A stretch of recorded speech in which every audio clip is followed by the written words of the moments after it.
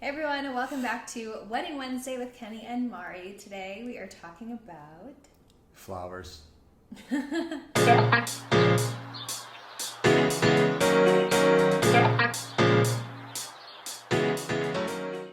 specialty. How so? I was a florist back in the late 90s for a couple of years. Are you being serious right now? Yeah. What? It was one of my first jobs. Are you serious right No. now? Oh.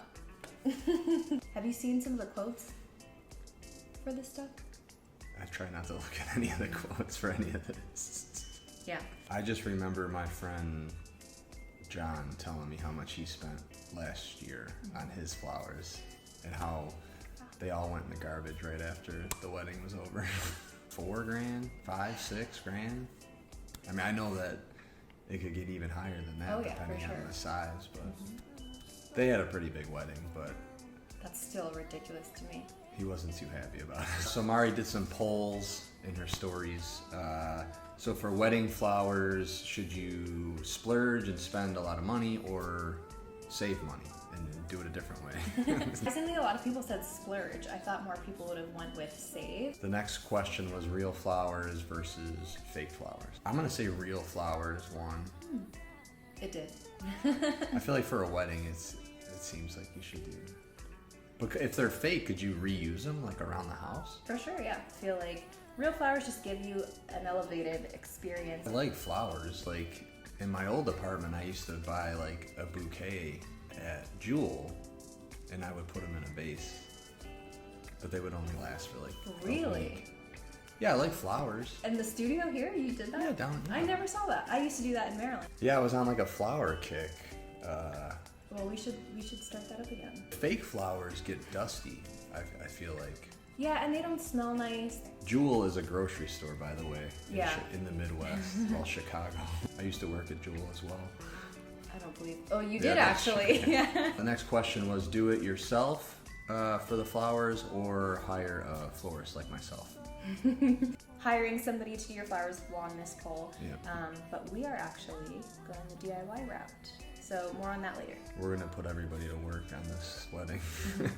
It's literally in our itinerary that I made. There's a morning block of time. It could just be, one of the events for the girls. No.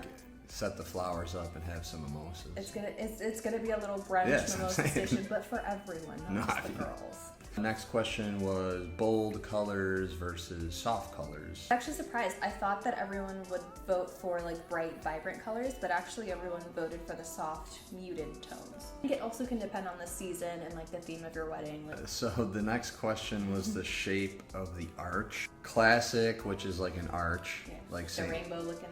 Like St. Louis arch. Oh, yeah. Circle, split, which I don't know what that is, and then other. Circle won, and I'm actually not a fan of that. I think the arch makes the most sense. The classic? Yeah, just like Why? I don't know, just the circle is a circle, so when you're standing under it. You stand in front of it, not under it. Oh, an arch is just an unfinished circle. Ours is not going to be any of these. Ours is going to be more like columns, kind of. The different shapes of the bouquet, round, cascade, nosegay. Cascade won the poll. I think cascade is really pretty, but I think I'm going to go with the nosegay. I just like how organic and like, it doesn't look very like perfect and like shaped. It's just kind of natural looking, which I like. Yeah, I think that one or the cascade. Next question was tall centerpieces or short centerpieces? Whether you're doing circular tables or if you're doing rectangle tables, it's going to be in the middle of people. So you got to consider how tall or short things are because you don't want to block people's view from each other. Like imagine there's just like a big thing of flowers right here. That happens at the bar all the time. So if like a birthday party comes and they put balloons up. Oh yeah. Do you guys make them take it down? Do you say anything? Yeah. Oh. It becomes like a thing. I actually learned this from Flower Moxie, which we'll tell you about in a second, is you don't want things to be higher than, like, let's say this is the surface of the table, you don't want it to be higher than this. Or if you do really tall, it's got to be like very tall, like up here. But that makes me nervous because I don't want things like falling down, getting knocked over, like I don't like that. So I vote for short, and short actually won the poll. final question from the polls. Do you preserve the bouquet or do you throw it out and just remember it? Preserve the bouquet won, and with good reason. I can understand wanting to preserve it. Tried to preserve my roses from Bachelor. Oh yeah, same. Mine are all crumbled up. They in turn there. like black. So Can they you just use it. take a picture of it and like frame it and put it on the shelf? So that's another thing. Some people will dry out the entire bouquet and like put it in a shadow box and like hang it up. There's like lots of different things you can do with it. I personally don't love the look of any of those methods. Like I don't think any of them look nice. I think you should crumble them up and like spread them somewhere like ashes, like throw them in the ocean. Okay. Wow. I don't know if I'll end up preserving mine or like how I would do it. But if I don't, I would just compost it or just like let the earth take it back. That's what. That's what I mean. That's kind of what I was my angle on that. Yeah. So that was it for the polls. Let's get into the main event for this week. As we hinted earlier, we're going to be doing our flowers ourselves. But we're going through this company called Moxie, who's been super helpful. And if you can see behind us, there's a bunch of flowers in vases. So we're actually about to get hands-on and show you the process of how this works. So here we are DIYing our trial flowers. So these are actually the exact flowers and recipes that we're going to use for our actual wedding. So this is a really good trial run. Moxie sent us all of the flowers, all of the supplies, and some very good instructions, along with some video tutorials that we could reference so we knew exactly how to put these all together.